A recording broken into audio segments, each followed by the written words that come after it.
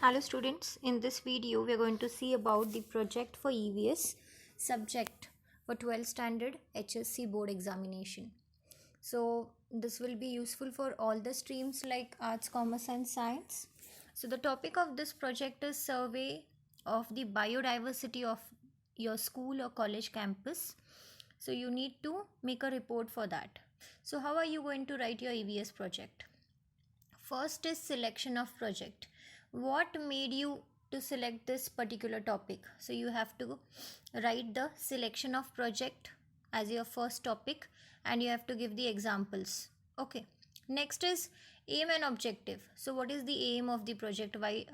What is the use of the project? Objective of your project that you need to mention in your EVS project. Then you have to write what is the importance. Okay, so what made you feel that yes, there is an importance of this topic and you need to make a project on that.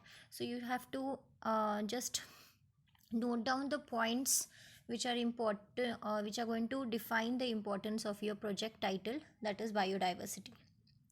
After that you have to use the methodology, means which type of methodology you are using to do the survey. Okay, what type of techniques you are using, how are you getting the information, those things you need to write here. After that you have to write observation. So what are the things you have observed? So in that you have to write like what are the monitoring things which you have done, what efforts you have taken, all those things you need to write. After the observation you are going to write the analysis. Finally, what analysis you feel like based on the topic, you have to write the analysis. And then last is the conclusion part. You have to finish the project with a proper conclusion, and this is how you're going to write the project for EVS.